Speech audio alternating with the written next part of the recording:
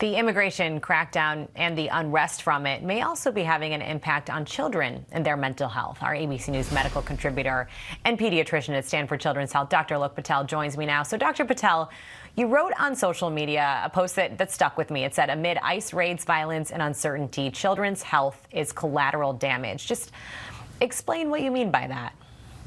There's so many different directions to take this that are all really heartbreaking, Elizabeth. I appreciate the moment to talk about it. But oftentimes in political conflict and war and any unrest, children's health is collateral damage. And right now throughout the country, since last year, when we were talking about the ICE raids, this has a direct impact on children, not only related to stress, anxiety, and fear that something might happen to them or their families, but we're now seeing a direct impact when it comes to children being able to access medical care because of fear and delays.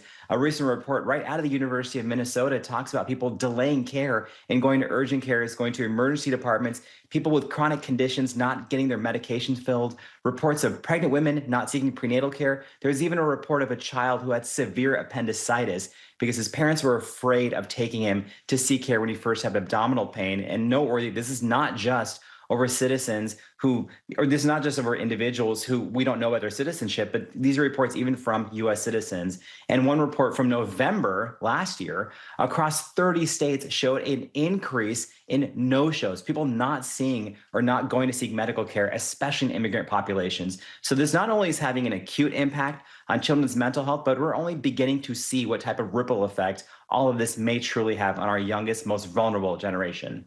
As we think about those ripple effects, we are seeing videos, of course, of the moment Alex Preddy died. We were just showing an image of that 5-year-old detained by ICE in Minnesota. They are everywhere right now, online, everywhere you look. What advice do you have about how having a conversation with kids and teens to explain what they're seeing, what's happening?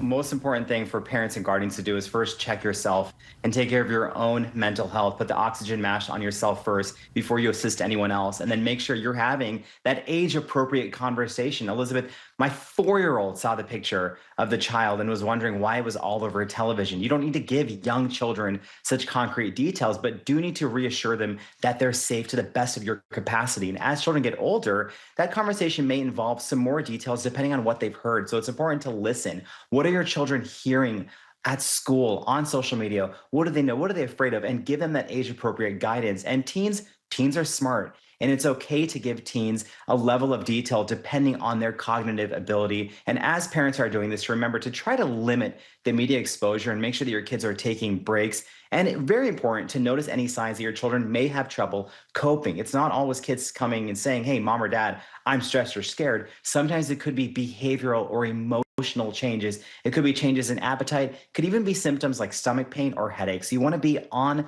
the lookout. And I hate to say that so much of this falls on parents because all of us collectively need to be doing better to protect our children. Yeah, talk about that, because how important is it to have these conversations? It can feel easier just to sort of try to shield them altogether, not have those difficult talks.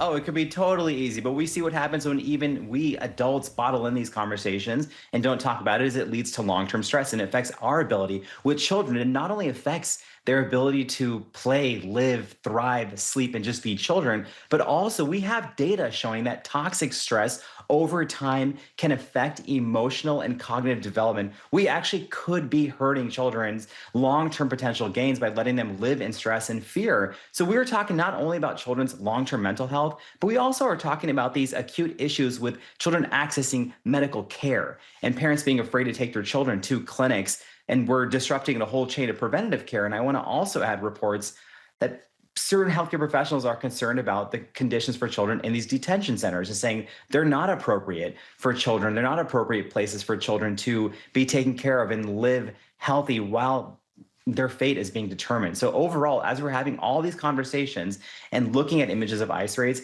I just sincerely hope on behalf of all advocates for children's health that we're keeping children in mind and their long-term health, their preventative care, all of it.